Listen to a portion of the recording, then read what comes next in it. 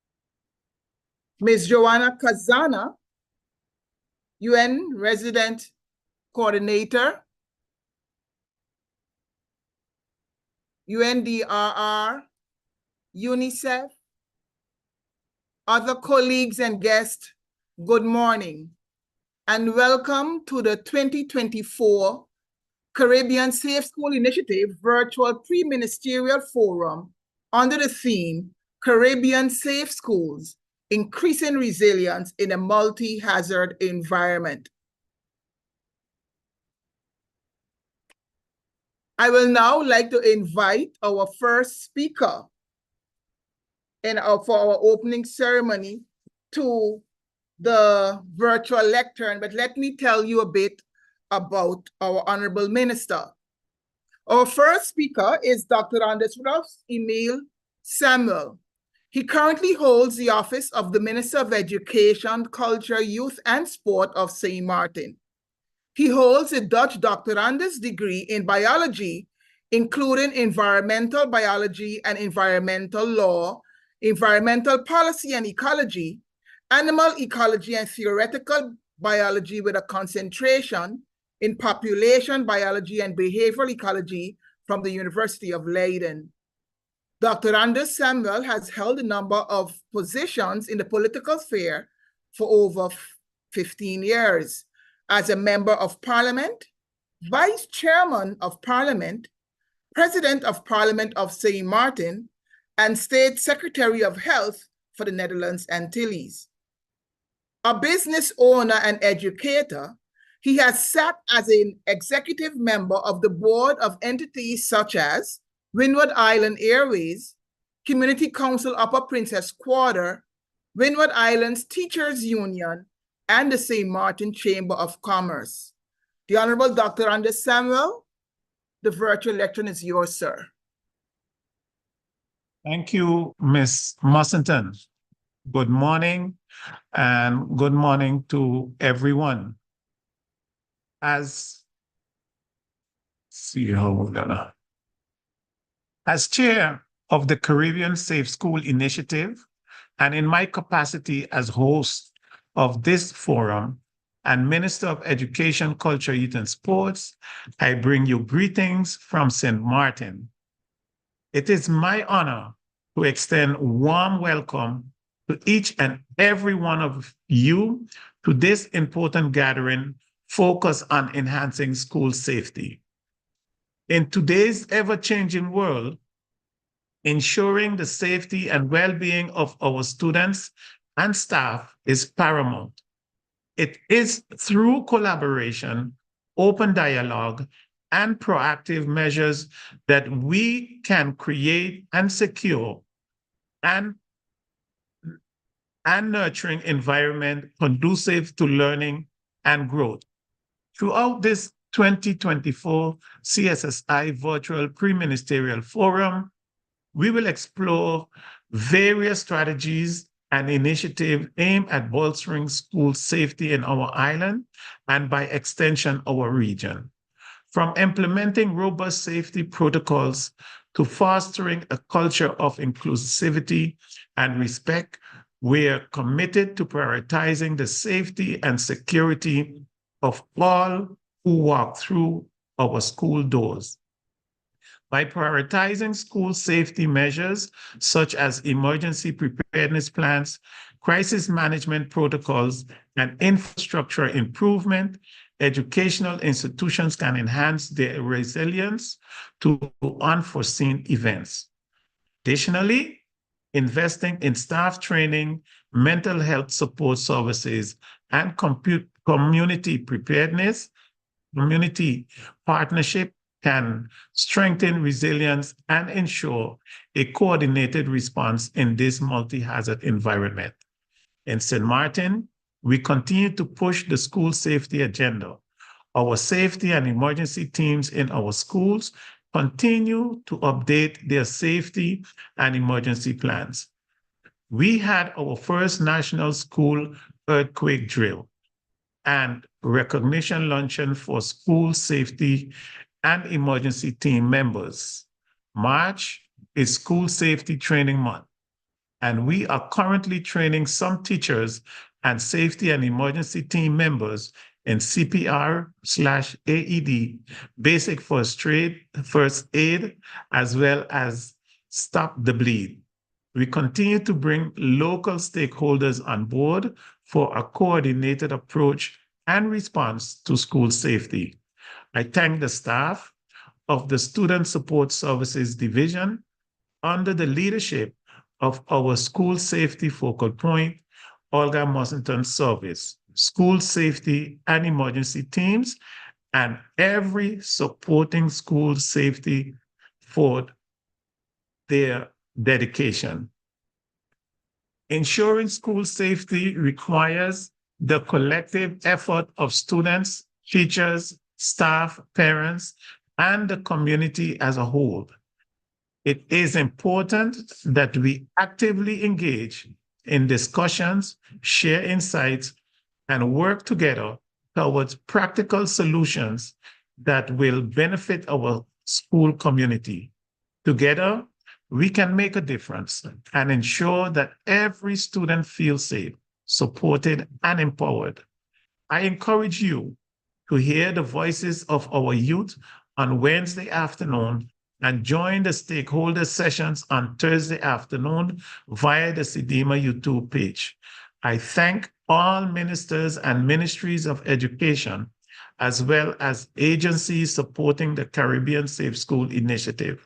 Once again, welcome to the 2024 CSSI Virtual Pre-Ministerial Forum, and I thank you for your dedication to promoting school safety.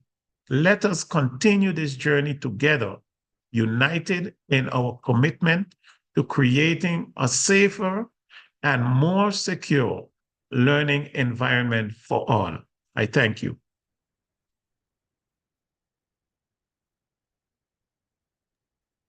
Thank you, Dr. Anders Ralph Samuel, for those remarks.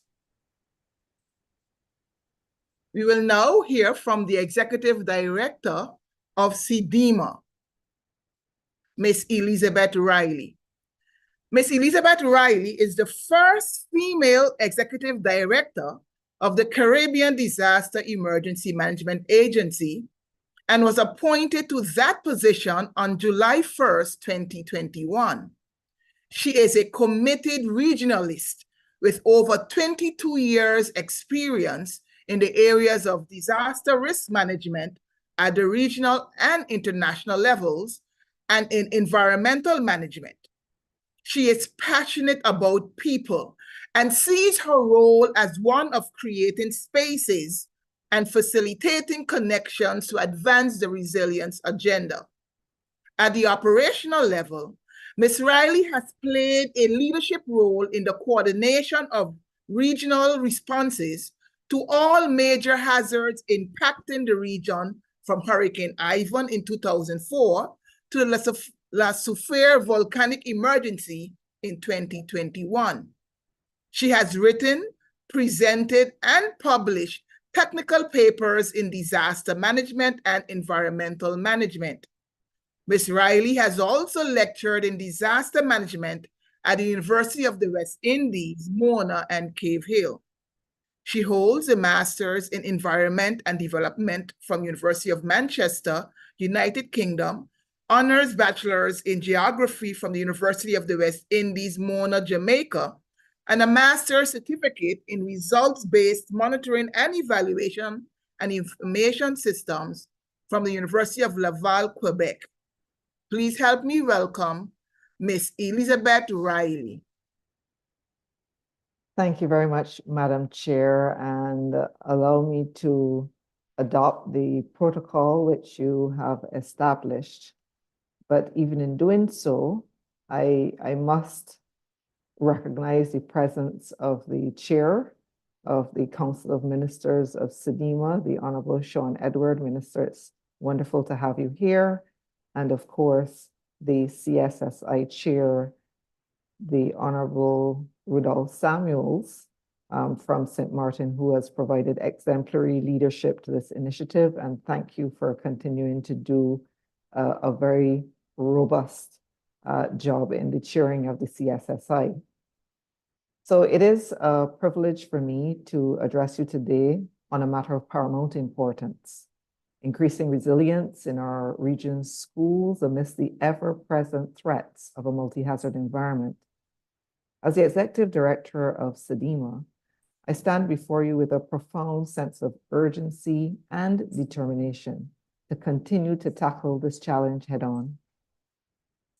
The Caribbean, our region, with its breathtaking beauty and rich cultural heritage, is also a region uniquely vulnerable to a myriad of natural and man-made hazards, from the fury of hurricanes and the tremors of earthquakes to the insidious spread of pandemics and the specter of technological disasters. Our schools are on the front line of these threats. But let us not be daunted by the challenge. Rather, let us be emboldened by the resilience of our people and the strength of our collective resolve. Just to give an example of our reality, Hurricane Ivan impacted Grenada in 2004, in fact, 20 years ago in September this year, and damaged 75 of the 78 schools on that island. And more recently, the passage of Hurricane Maria in 2017 wreaked havoc on Dominica, flattened schools, and left more than 1/3 of those owned by the government out of operation. The Caribbean Safe School Initiative therefore embodies a spirit of resilience and collaboration. It is a comprehensive framework aimed at fortifying our schools against the onslaught of hazards, ensuring the safety and well-being of our students, teachers, and communities. And I wish to congratulate our participating states of the CSSI for aggressively advancing the work of this initiative in your countries. But what exactly does increasing resilience in a multi-hazard environment entail? First and foremost, it requires a holistic approach that recognizes the interconnectedness of risk factors and the need for integrated solutions. We cannot afford to address each hazard in isolation. Rather, we must adopt a multi-dimensional strategy that encompasses preparedness, mitigation, response, and recovery across all levels of our society. Second, increasing resilience demands proactive measures that go beyond mere reaction to disasters. We must invest in robust infrastructure, develop early warning systems, and enhance risk communication to empower communities with the knowledge and tools needed to mitigate risks and adapt to changing circumstances. Third, increasing resilience necessitates a culture of collaboration and partnership. We cannot tackle these challenges alone. We must forge alliances with governments, civil society organizations, the private sector, and our international partners to pool resources, to share expertise, and to amplify our impact. And finally, increasing resilience requires a commitment to innovation and adaptation. We must harness the power of technology, embrace sustainable practices, and leverage local knowledge to develop context-specific solutions that are both effective and sustainable.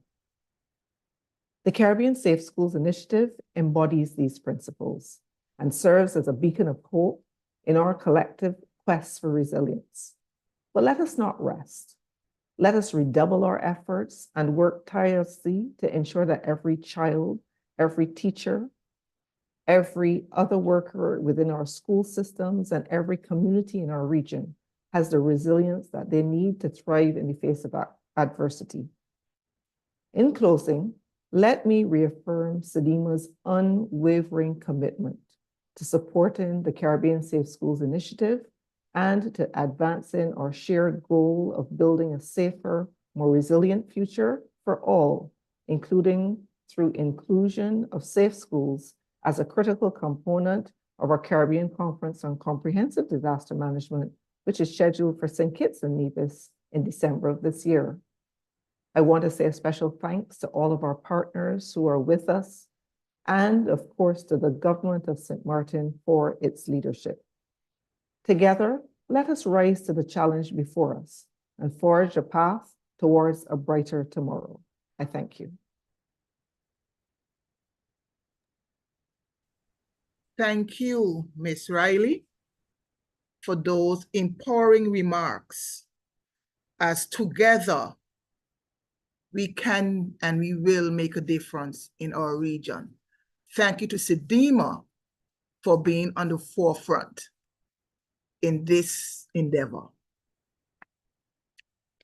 Our next speaker is the UN Resident Coordinator based in Trinidad and Tobago.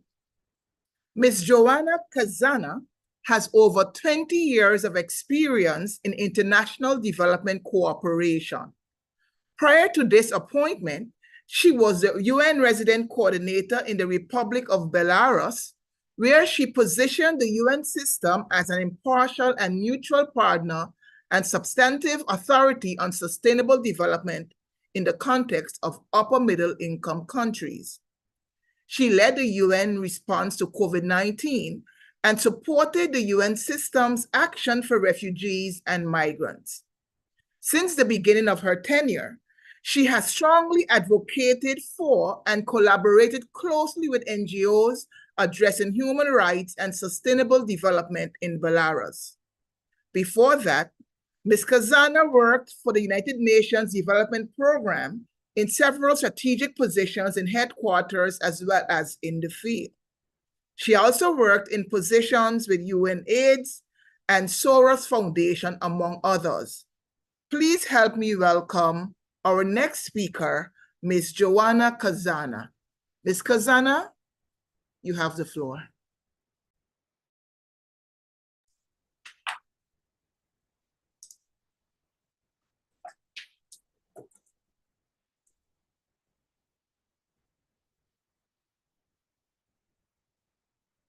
Good morning. I hope you can hear me. Yes, we can. Thank you very much. So thank you very much for the opportunity to address the opening of this very important pre-ministerial virtual forum. I'd like to thank the Honorable Minister of Education of St. Martin and the current chair of the Caribbean Safe Schools Initiative, Dr. Rodolphe Samuel, for the invitation to say a few words. Even though I haven't yet visited St. Martin, I'm looking for the opportunity to do so in the nearest future. I would like to also acknowledge the support from the Caribbean Disaster and Risk Management Agency, CDMA, as well as UNICEF and UNDRR from the UN family for their contribution to making this very event possible. I also acknowledge our other member of the UN team, UNESCO, as a key stakeholder of this CSSI initiative. So, ladies and gentlemen, all of the discussions held over the next 3 days in this forum are going to be absolutely critical to informing the ministerial forum to be held in St. Lucia in 2025. This process will, of course, build upon the advances since the signing of the St. Martin Declaration on School Safety in 2022, and it reaffirms the regional commitment to the Sendai framework for disaster risk reduction. Obviously, with particular emphasis on the right to quality and inclusive education within the Caribbean region. In addition to the central ministerial session and the school safety focal point session scheduled for tomorrow in our meeting, in 2 subsequent sessions, the pre-ministerial forum is going to respond to the call from youth, which was expressed during the last ministerial forum meeting of 2022. And that was a very important call for greater voice in actions that impact the young people. I'm particularly happy to see that in this way, this event is going to open the space for a very broad spectrum of stakeholders and voices of young people that will hopefully reflect together on how to invest in the educational system that will effectively address the current and sort of growing set of complex challenges. We on the UN side stand on a position that education system is absolutely fundamental to every area of human development. It requires data-driven decision-making, and ensuring not only the right to quality education, but also such education that is conducted in a safe and resilient environment, given the reality of the small island developing states in the Caribbean and the increasing risk resulting from climate and other hazards. These discussions come at a very important time. To the environmental hazards that you are going to discuss today, I always add additional dimension of safety and security at schools, and that is obviously also the sort of emotional safety and security, and school being a safe space, safe from violence, safe from bullying, safe from aggression, so to say.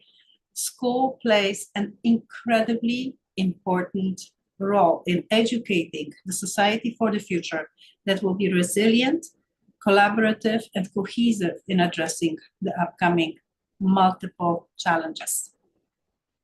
So the collective outcomes of this forum are going to support actions for informed decision-making to create a dynamic and responsive educational systems that support students' development and prepare them for the challenges and opportunities of the future.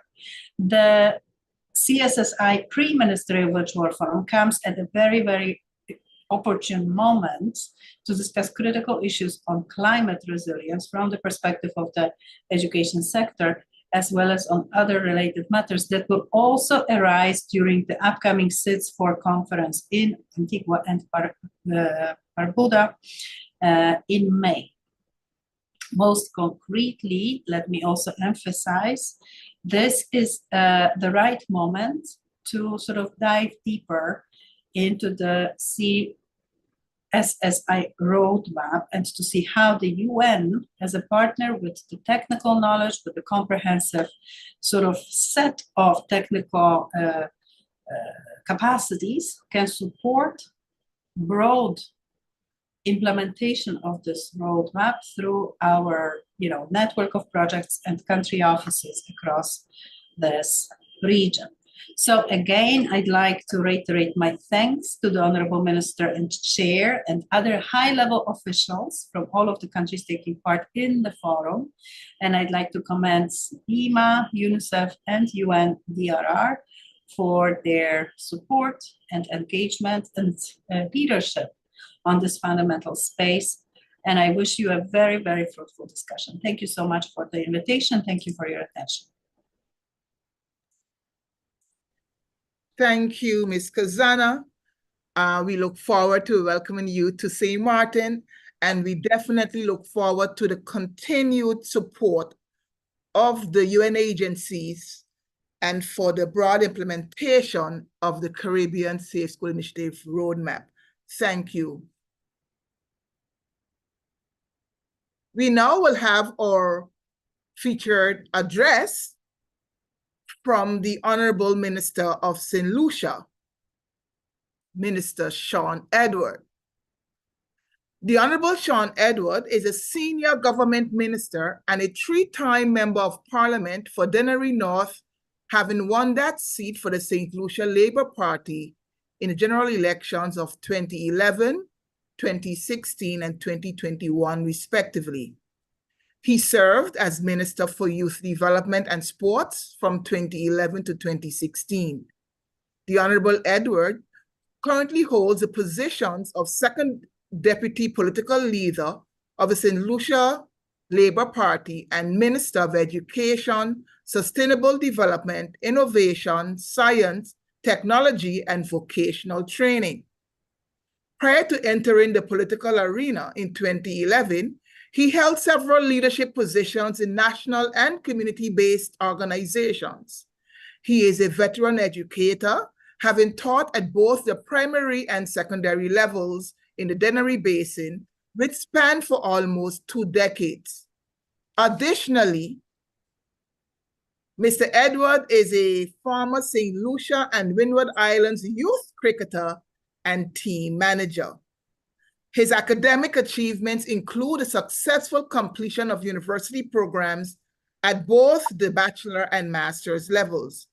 He has a vested interest in lifelong learning, poverty alleviation, youth empowerment, and disaster management with a focus on relief and recovery. Mr. Edwards' dedication is exemplified in his vision to meet the various needs of people and to ensure continued development of the nation. I am also happy to announce as well that St. Lucia will soon be taking over the chairmanship of the Caribbean Safe School Initiative. Honorable Sean Edward, it's my honor, sir, to give you the floor. Thank you. Thank you very much, Madam Chair. Dr. Rudolph Samuels, Chair of the Caribbean Safe Schools Initiative, fellow Ministers of Education, Ms. Elizabeth Riley, Executive Director of the CDMA, Lieutenant Colonel Kester Craig, Deputy Executive Director of the CDMA, other staff members of the CDMA, invited guests, ladies and gentlemen, good morning.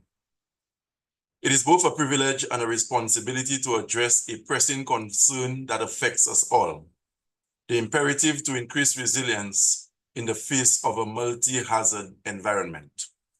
As we navigate an era marked by escalating climate change impacts, coupled with the persistent threat of natural disasters and emerging risk, it becomes increasingly evident that we must fortify our communities, infrastructure, and institutions to withstand and recover from adversity. Caribbean Safe Schools is a comprehensive initiative aimed at enhancing the resilience of schools in the Caribbean region to various hazards, including natural disasters such as hurricanes, earthquakes, floods, and landslides, as well as other threats like pandemics and technological hazards. The program recognizes that schools are not only educational institutions, but also serve as community hubs and shelters during emergencies, making their resilience crucial for the overall well-being of communities. Key components of the Caribbean Safe Schools Initiative include 1, risk assessment and preparedness planning, conducting thorough risk assessments to identify vulnerabilities and potential hazards that schools may face. This includes assessing the structural integrity of school buildings, evaluating evacuation routes, and ensuring that emergency supplies and communication systems are in place. 2, building resilient infrastructure, investing in infrastructure upgrades and retrofits to make school buildings more resistant to natural disasters. This may involve reinforcing structures to withstand strong winds and earthquakes, installing flood barriers, and implementing measures to mitigate the impact of landslides. 3, disaster risk reduction education.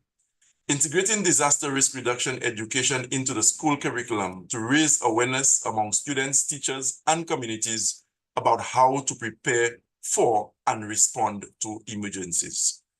This includes teaching basic first aid skills, conducting drills and simulations, and providing information on local hazards and evacuation procedures. 4, community engagement and partnerships.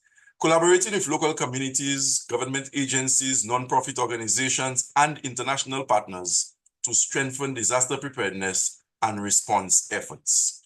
Engaging community members in decision-making processes and empowering them to take an active role in building resilience can enhance the effectiveness of the initiative. 5, incorporating climate change adaptation. Recognizing the increasing frequency and intensity of extreme weather events due to climate change, the Caribbean Safe Schools Initiative emphasizes the importance of incorporating climate change adaptation strategies into resilience building efforts. This includes promoting sustainable practices such as rainwater harvesting and green infrastructure to reduce vulnerability to climate-related hazards. 6, monitoring and evaluation. Establishing mechanisms for monitoring and evaluating the effectiveness of resilience building measures over a period of time. Regular assessments help identify areas for improvement and ensure that resources are allocated efficiently to maximize impact. Overall, the Caribbean Safe Schools Initiative aims to create a safer and more resilient learning environment for students and teachers in the Caribbean region, while also fostering community-wide resilience to disasters and other hazards. By addressing the unique challenges posed by the region's multi-hazard environment and promoting a holistic approach to disaster risk reduction, the initiative contributes to building a more sustainable and resilient future for not only students in our school systems, but for all Caribbean people. The phrase multi-hazard environment encapsulates the complex array of challenges confronting us, from frequent hurricanes and earthquakes to floods, pandemics, and technological hazards. In our region, the Caribbean that is, these hazards are not mere hypotheticals, but recurrent realities that have the potential to devastate lives, livelihoods, and the very fabric of our societies. However, it is precisely in the face of such challenges that our resilience is tested and, more importantly, forged. To address this imperative, we must adopt a multifaceted approach that encompasses proactive measures across various domains.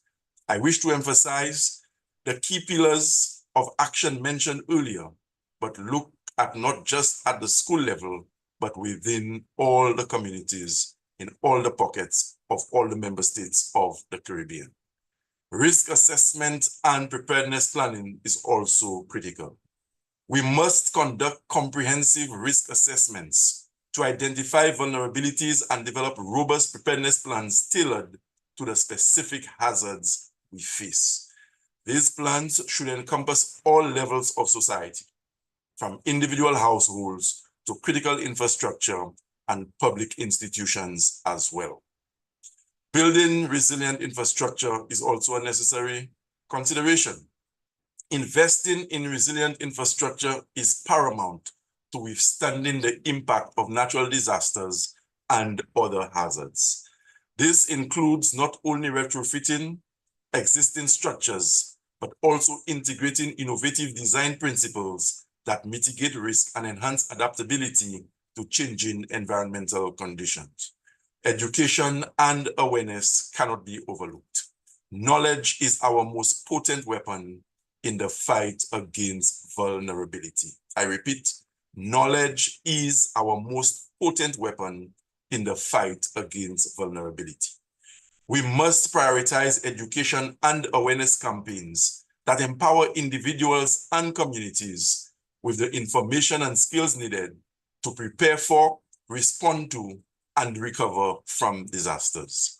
This includes promoting disaster risk reduction education in schools and engaging in community outreach initiatives to infiltrate not only communities, but the institutions that exist within those communities. Very critically, community engagement and partnerships. Collaboration is the cornerstone of resilience. By fostering partnerships among government agencies, civil society organizations, academia, and the private sector, we can leverage collective expertise and resources to implement effective resilience-building initiatives. Community engagement ensures that solutions are contextually relevant and inclusive of diverse perspectives. In other words, by engaging the community, you are giving a voice to the perspective of the average man, for want of a better term, and also at the same time incorporating the people who serve in the upper echelons of the society. Climate change adaptation is also a very critical component of the mix. Climate change exacerbates existing vulnerabilities and introduces new risks, necessitating proactive adaptation strategies. By integrating climate change resilience into our planning and development processes, we can enhance our capacity to withstand the impacts of extreme weather events and long-term environmental changes. Also very critical in the whole initiative of making our school space safer must be at the heart of our programming, monitoring and evaluation. Continuous monitoring and evaluation are essential to track progress, identify gaps, and refine our strategies over time. By adopting a dynamic and iterative approach to resilience building, we can adapt to evolving threats, and optimize the allocation of resources for absolute maximum impact. In conclusion, increasing resilience in a multi-hazard environment is not merely a task. It is a moral imperative and a collective responsibility that transcends borders, ideologies, and interests. As we confront the daunting challenges that lie ahead, let us draw inspiration from the resilience of past generations and unite in our determination to build a safer future, a more sustainable future, and a future that we can give to our young people with a view to ensuring that they have a quality of life that is reflective of the times within which we live. Together, we can turn adversity into opportunity and emerge stronger, more resilient, and more united than ever before in this quest and in the pursuit of an objective, which at the end of the day will ultimately result in the benefit of the next generation. Thank you very much. Thank you, Honorable Minister Edward. As you mentioned quite eloquently, knowledge is our most potent weapon in the fight against vulnerability, and that we do not need to only look at what's happening at the school level, but in our communities. We have to engage in risk assessment and preparedness planning. Thank you for that direction. And I know that the CSSI has a bright future ahead as we move from strength to strength and as you take over the chairmanship in 2025. Thank you, sir. Thank you, Olga. Thank you very much. We will now have a video presentation from some young people from St. Martin that covers some school safety initiatives in St. Martin. And right after that, we will then also have a feedback session from where some ministers of education can give a brief feedback to some of what they've heard this morning. And I would also like to recognize the presence of the Minister of Cuba, who has joined us in the call. Welcome, ma'am.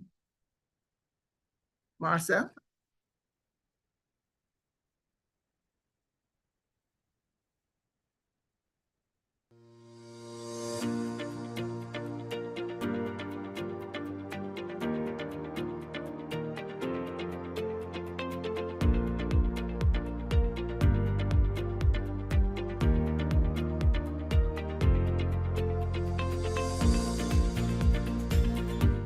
Welcome to the 2024 Caribbean Safe School Initiative Virtual Pre-Ministerial Forum.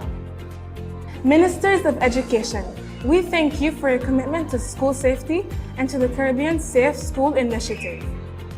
2023 was a very busy year for us on St. Martin.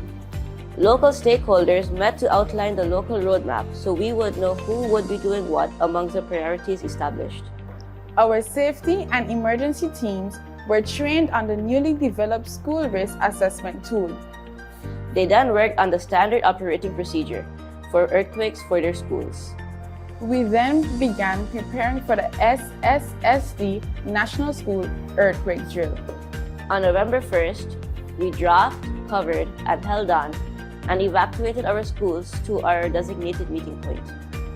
Our safety and emergency teams updated the standard operating procedures for earthquakes based on the evaluation of the drill. The SSSD closed up the 2023 year with an awards luncheon. All of our safety team members were recognized, and special awards were given to 5 teams, including the Safety and Emergency Team of the Year. Ministers of Education, we need you to continue pushing the school safety agenda by getting all on board to enhance school safety in this multi-hazard environment. Thank you for recognizing that school safety is everyone's business.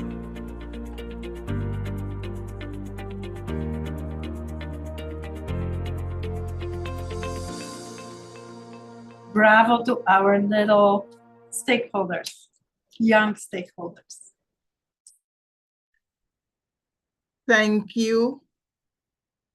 I want to just officially give the name of the Minister of Cuba, Minister Dania Lopez Colbone. Thank you for joining us.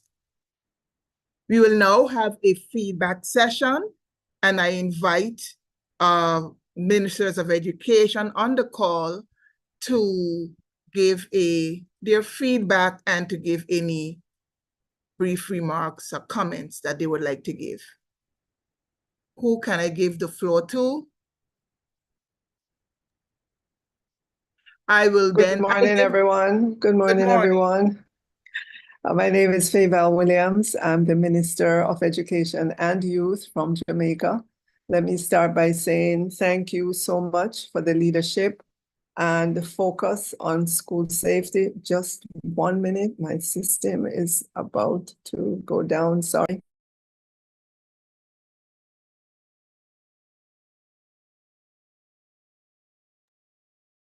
While we await the Honorable Minister to come back, Minister King, do you have any brief comments?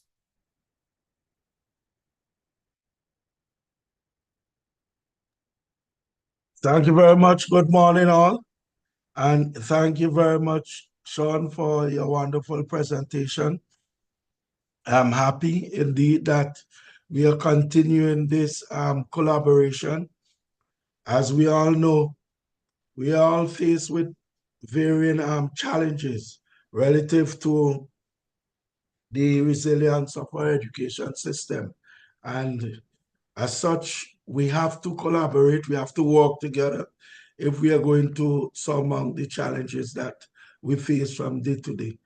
So I'm just happy to be participating and to be learning, sharing of the experiences that we all facing with regards to this particular challenge. I must say recently, we have been doing what we call tsunami drills and tsunami awareness education, not only from an educational sector standpoint, but from a national standpoint, because that is one of the hazards, that is one of the threats that we think that persons in the region are not taking very seriously. So we have started that, and I do hope that several countries are doing the same thing. Thank you very much. Thank you. All right, I am back. King, yes, Honorable Minister, proceed. All right, thank you so much.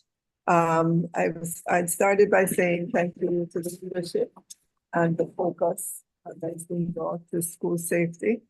But before I go into my remarks, I just want to acknowledge the chair, Honorable Sean Edwards of St. Lucia, Honorable Rudolph Samuels, all colleague ministers who are here, heads of entities, international partners, distinguished ladies and gentlemen. The video said it best. School safety is everyone's business. And I can see that education is alive and well in some of our schools. Our students are being sensitized to the environment in which they live, both man-made and natural environment. In our sphere of the world, the most ever-present natural disaster is hurricanes. Sometimes we have flash floods as a result of where we are located. I'm happy to report that we have well-developed systems, policies, and guidelines during these natural disasters for our children, our parents, our teachers. And so there is just an obedience to these policies and directives that we have. Additionally, I love the focus that the chairman brought to the different areas, risk assessment, imploring us to ensure the structural integrity of school buildings or communication systems, imploring us to invest in infrastructure upgrades. And again, I'm happy to report that 3 or 4 years ago, we utilized our architectural students in one of our tertiary institutions to help us to look at all our school buildings, to grade them as to what category they fall in, fair, good, unsatisfactory. And we've taken that information and are moving forward to ensure that we improve the structural integrity of those schools that fall into the category of unsatisfactory. I also like the focus on disaster risk reduction education, because that will help each and every one of our students in our schools, or teachers, or students in turn will take it home to their parents to increase their awareness about how to prepare for disasters. Just recently in our school system, we had a few days of bomb threats across our schools. We'd never had that before. But what we had were guidelines on drills with regards to fire and earthquake, and we were able to use that information to help us to make it through these many, many bomb threats that we got all over the island. So disaster risk reduction education is a must for us. And I think he also implored us to monitor and evaluate, do regular assessment. And we have to do these things in periods of peace, if you will, because once the disaster is upon us, it's too late to do those kinds of monitoring and evaluation. So I am most grateful for the session this morning. I know that here in Jamaica, we do have a safety and security entity in the education sector responsible for not only natural disasters, but whatever we find or whatever situation we find ourselves in. For example, the bomb threat is one such example. We have to ensure that all students are safe and secure on the school compound, but not only that, we've extended it to look at their safety and security while they're traversing the roadways to school and back home. We've done studies that we're using to guide the many policies that we have, the directives, the guidelines that we put out.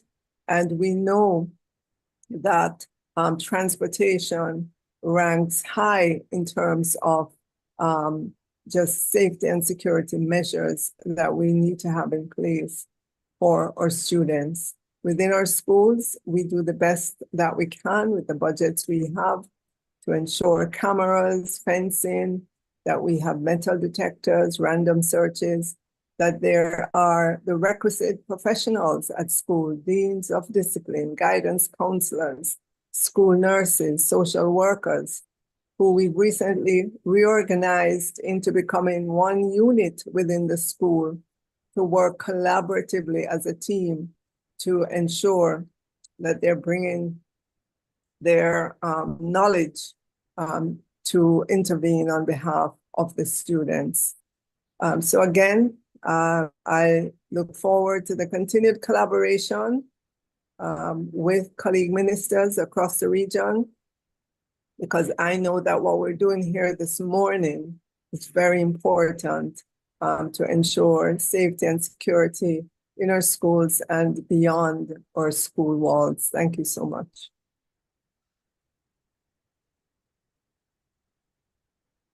Thank you, Honorable Minister, for your comments. And as we prepare to close the feedback session, is there anyone else who would like to bring comments as well?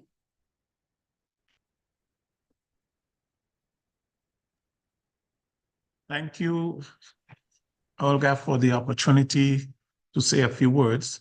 First of all, let me say to everyone who joined a bit later, welcome. And definitely when we listen to everyone making their presentation and the information provided, we can see that the Safe School, the Caribbean Safe School Initiative is live and kicking. We do need to continue encouraging ourselves and each other and stay in touch and share information, as we have heard over and over this morning, that knowledge is key. Knowing the situation, being abreast of what is happening and what we need to prepare ourselves for are the things that we have to do.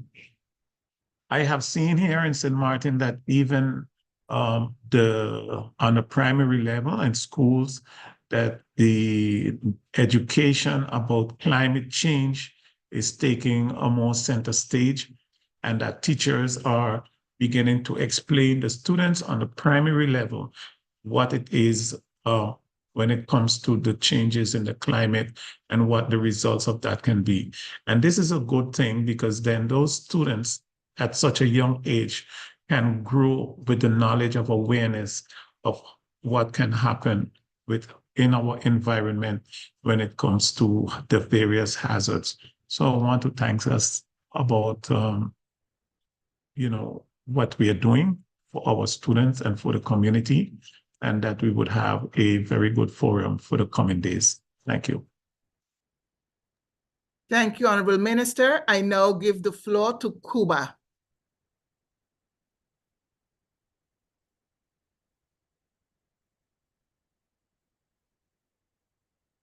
You please unmute.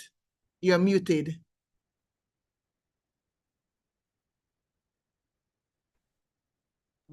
Yeah.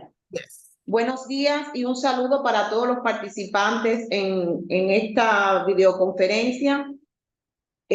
Para nuestro país, el tema que hoy abordamos es estratégico, teniendo en cuenta que parte desde un programa del Estado cubano y desde la Constitución de la República de Cuba, desde la Ley del Sistema de los Recursos Naturales y Medio Ambiente, el Plan de Estado, la Tarea Vida ante el Cambio Climático en nuestro país, así como la Estrategia Ambiental Nacional, donde se integran todos los organismos.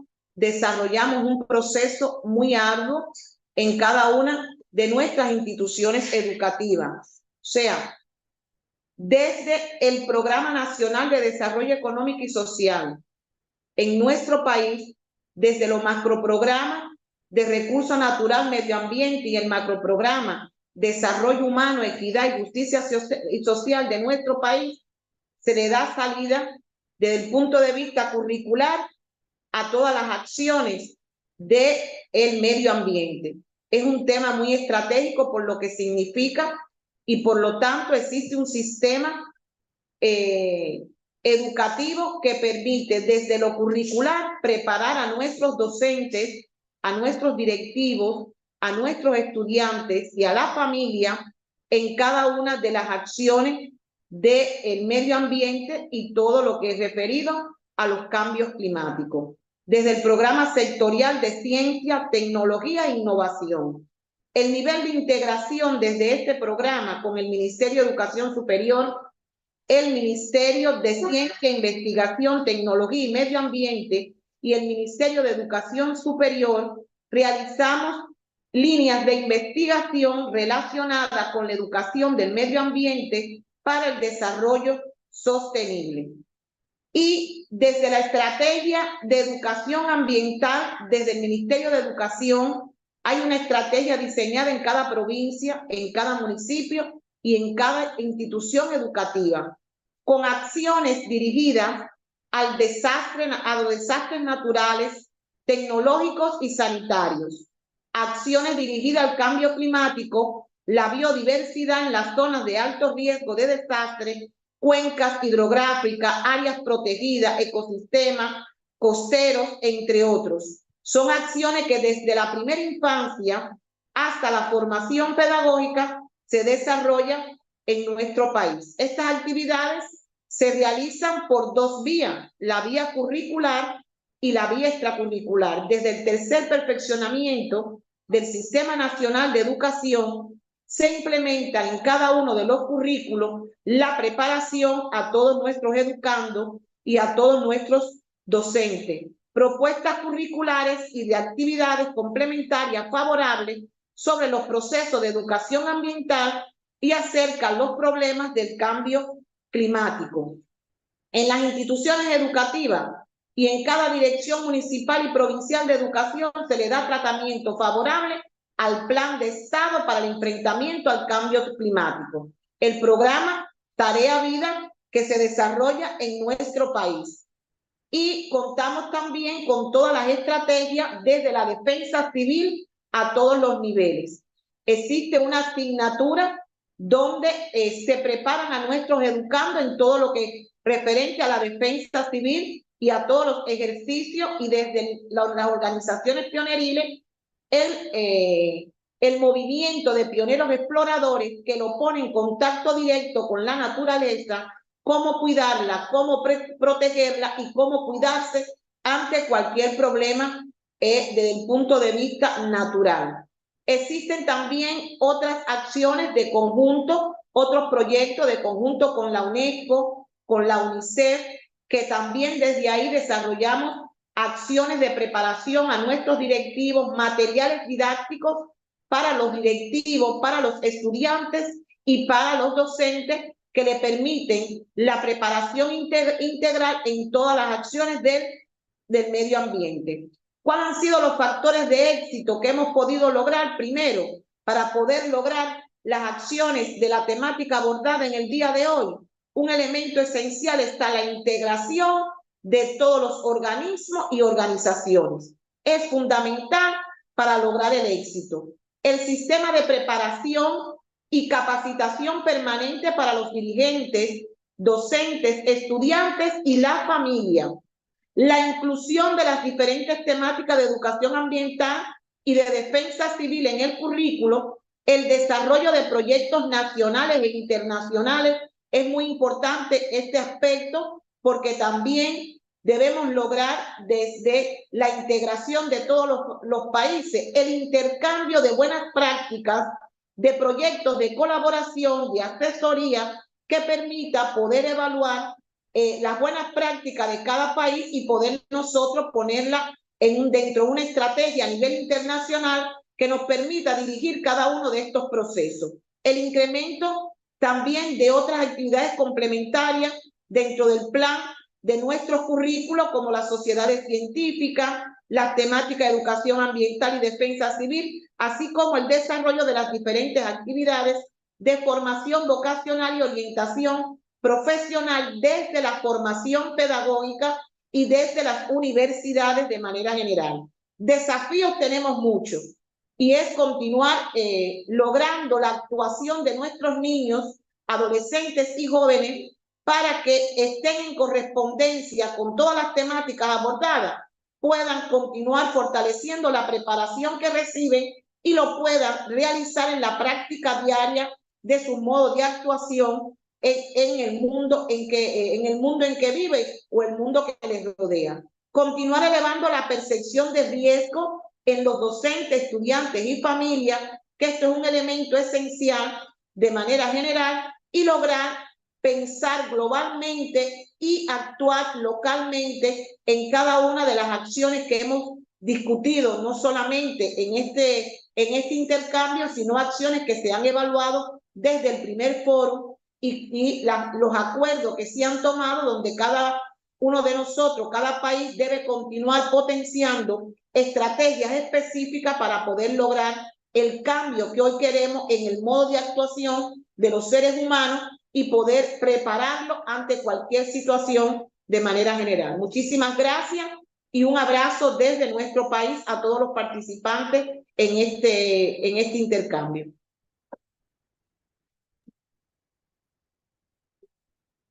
Thank you, Honorable Minister, for updating us on the activities that are taking place in Cuba as you infuse in these disaster preparedness activities in the curriculum and extracurricular activities.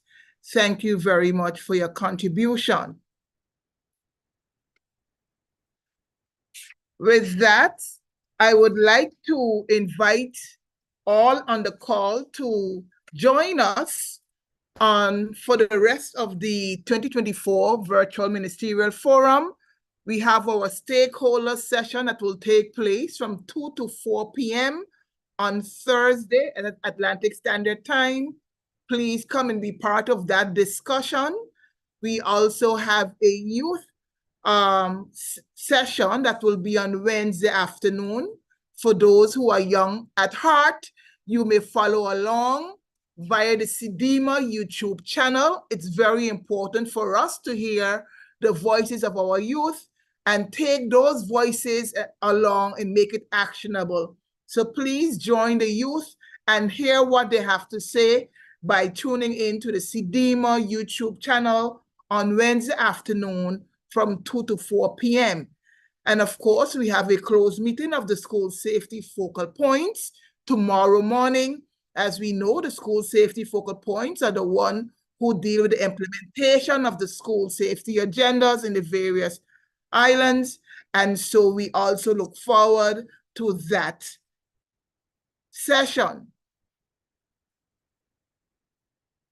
On behalf of the organizing committee, which comprised of the Ministry of Education, Culture and Youth, Student Support Services in particular, the UNDRR, CDIMA, and UNICEF, we thank you for your participation in this morning's opening ceremony. I also take this opportunity to give the final word to the incoming chair of the CSSI, the Honorable Sean Edwards. Honorable Edwards, can you please close us off as the incoming chair of the CSSI?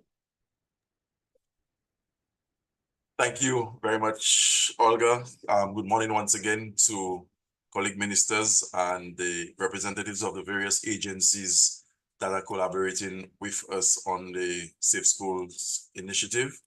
It was a pleasure having you here this morning. And I think based on the comments and the feedback that I've gotten, I am particularly excited to take over the chairmanship and to build on the work that would have been done by my predecessor colleague from St. Martin.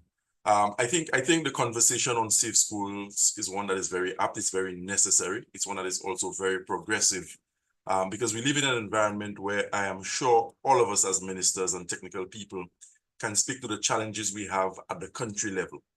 But history has demonstrated that when we collaborate and we come together as Caribbean, there is so much more that we can accomplish together. Of course, some countries are more advanced in terms of their planning and their programming to deal with issues of safety in and around schools. And it does not become necessary for the wheel to be reinvented in countries and jurisdictions where we're not so advanced. So I'm sure by coming together, we can learn on each other's experiences and we can draw from the references that exist in our own Caribbean space. So as the incoming chair, I'm extremely buoyed by the work that would have been done by St. Martin. And I look forward to receiving the cooperation and support of my colleague ministers. And I'm sure that at the end of it all, the Caribbean and ultimately our children will be better off for it. Thank you very much, Olga, for your handling of the proceedings. I think you did it expertly. And if that is an indication of what lies ahead for the Caribbean Safe Schools initiative, I think we're in for some very exciting and productive times. Thank you so much. Thank you, Honorable Sean Edwards. I look forward to your leadership, sir. And I also would like to thank Dr. Anders Samble for his leadership as we continue working together. I think the key words this morning was about collaboration. We have the expertise, we have the knowledge. It's now for us to bring it together to get all our communities on board because school safety is everyone's business. I would like to also acknowledge the presence of Dr. Jeffrey Henley, Minister of Education of St. Kitts and Nevis. Minister Henley, good morning. Deputy Prime Minister of St. Kitts as well. I think you need to add that as part of this. Deputy Prime Minister of St. Kitts and Nevis. Good morning, sir. We will give you the floor to just give us a few remarks.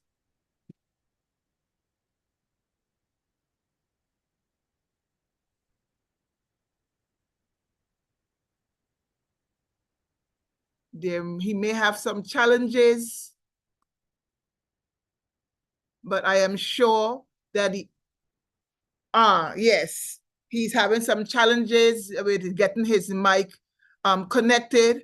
But I would like to also, on behalf of the your colleague ministers and the CSSI, sir, thank you and your country for being part of this process from its inception as St. Kitts Nevis continue to move forward the school safety agenda in your nation, and also to collaborate with all of us as we work together in school safety. Thank you, sir. And we look forward to present another opportunity where as ministers, we can all come together, you can all come together and look and see how we can work together on some areas.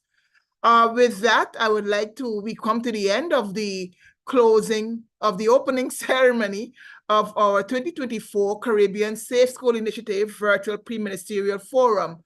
We thank you for your contributions. We thank you for being here, and we look forward to seeing all that is ahead. Have a good morning.